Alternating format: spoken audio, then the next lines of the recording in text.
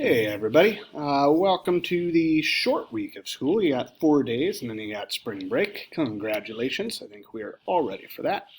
I'm just going to do real quick, run you through a lesson about what's called population density. So what we're going to learn about is what it is. We're going to look at where most of the world's population actually lives, why people live where they do, and then we're going to look at the difference between urban, suburban, and rural areas. So with population density, we need to understand what the word density is. So density is how much stuff is kind of packed into a specific area. So if you have a sponge versus a rock, which one's more dense? I think you guys can guess it's going to be the rock. A sponge, you can squeeze it because it's mostly empty space. A rock, you can't. It's got a lot of stuff packed into that same amount of area. So population density is a fancy way of saying how crowded a place is. To figure it out, you just take the total number of people in an area, divide it by that land area, and that will give you its population density. So I have my in-person kids try to figure out what the population of density of Blaine is. And all you'd have to do for that is find the population of Blaine. It's a little over 64,000 people. Then you got to find the total land area of Blaine. That's about 34 square miles. So it gives you a population density of about a little under 1,900 people per square mile. So if we look at the world, we got to wonder where the areas that are dense with population, high population density areas are, because humans are not evenly spread out around the planet. Very far from it, actually. So if we look at what's called a population density map, it looks like this. So the areas with darker red colors are areas that have more people. It's more crowded. So the main things that pop out, you got India here. I mean, basically solid red. India is packed with people. It's got 1.2, 1.3 billion people. China over here, same thing. But if you know where China's borders are, you can see that it's roughly like that. Only about half of China is really crowded. The other half over here, pretty empty, and we'll look at why a little later. For the U.S., you can see the East Coast, New York, Boston, Philadelphia, Baltimore. All those areas have a lot of people. We've got some big pockets on the West Coast, Chicago. You can kind of see Minneapolis on here, that little dot. You can see the western states, pretty empty. Canada, Alaska, mostly empty. Northern Russia, Australia. So there's always reasons why people don't live there. So for example here, you got the Sahara Desert. So it's really, really hot, one of the hottest places on Earth, and really dry, very little water. Most of Canada, real rugged, real cold. Antarctica, there's no people down there except for some scientists, but it's like a frozen wasteland. Australia, big dry desert, a lot of animals that want to kill you.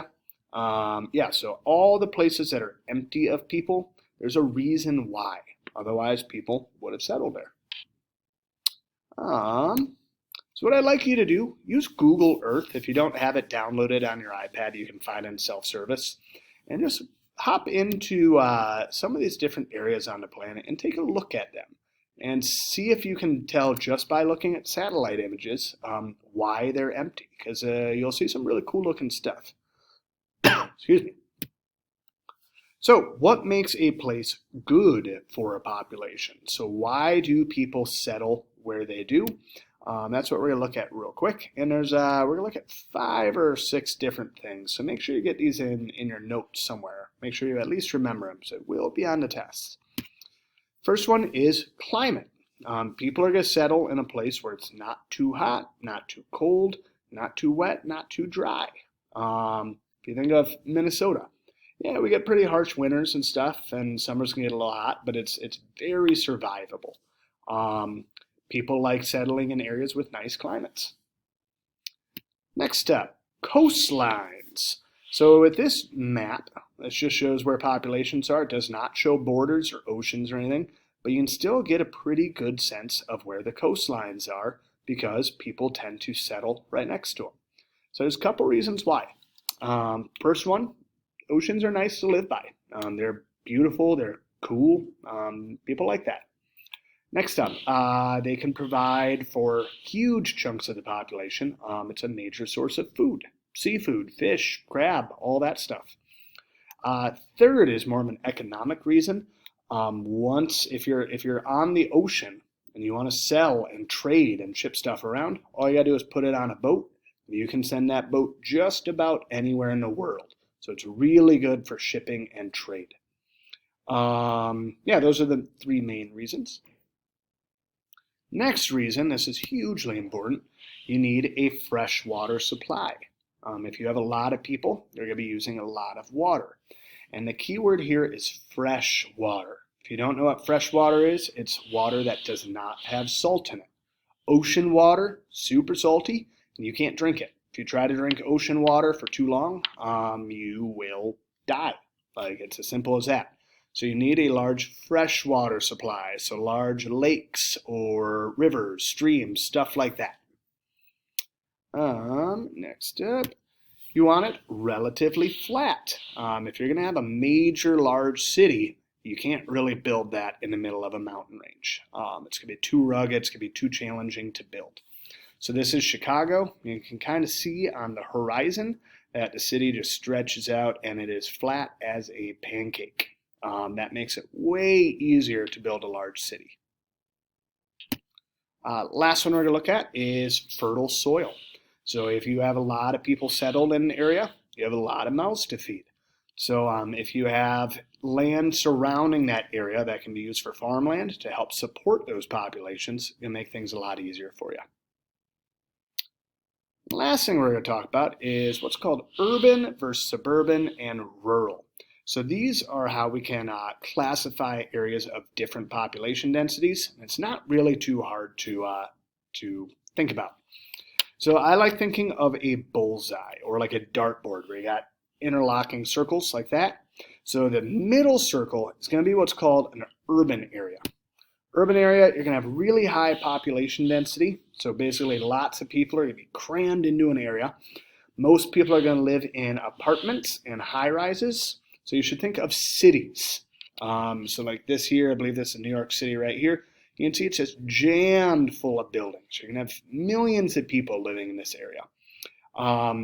Minneapolis is a good example of an urban area. So it's kind of like the bullseye of the ring. So that's going to be the center area of the city. Surrounding that, so the next step out is going to be called suburban or the suburbs. Most, if not all of you right now, are probably sitting in a suburbs, Blaine, Fridley, Spring Lake Park. So this is kind of mid-level population density. So people are going to be a bit more spread out. People will have homes, maybe a yard, stuff like that. There's going to be more parks, more open areas. So Blaine, Spring Lake Park, Fridley, perfect examples of suburbs. So again, you got cities like Minneapolis and St. Paul. Surrounding that is going to be the suburbs. So a little bit less dense. And surrounding that, you have the rural areas. So these are areas with real low population density. People are very, very spread out. You're going to have lots of like wilderness, lots of farmland, wide open spaces. So if you like to get away from people, probably going to want to buy a house in a rural area. Yeah, so that is, wow, we got through that pretty quick, under 9 minutes. But that is how population density works and how we classify it into those three categories of urban, suburban, and rural.